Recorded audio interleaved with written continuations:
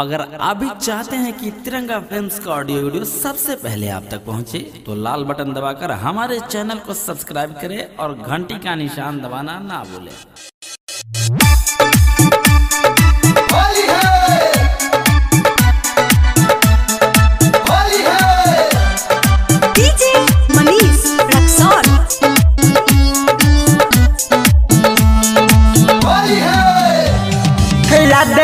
होली में रनिया के करा के रंग गलिया रे, करा के रंग गलिया रे। याद आवे होली में रनिया के करा के रंग गलिया रे। चल गइल छोरी दिलवा के तोरी, याद आवे होली के दिन रे।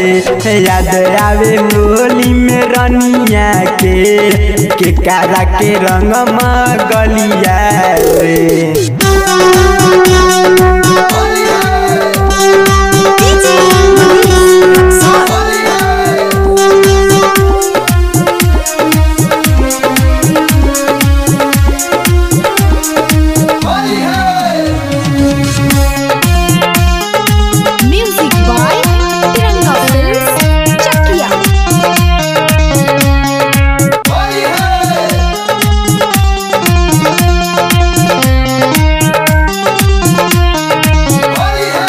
हर साल हमारा से खेलेला होली, ऐसो कौन रंगी पूजावा के चोली। हर साल हमारा से खेलेला होली, ऐसो कौन रंगी पूजावा के चोली। हम काहेला रहम जी के रे, हम काहेला रहम जी के रे।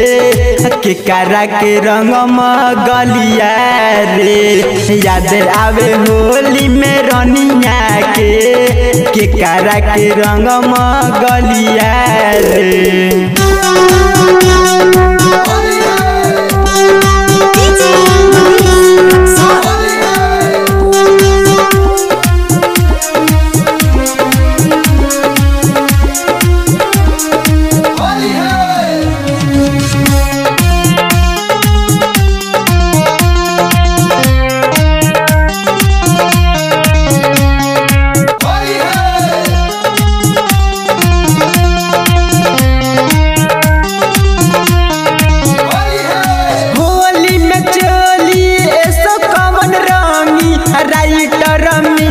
के नाई के मना हो होली में चोली, ऐसो कौन रंगी राइटर अमित के नाई के मना हो।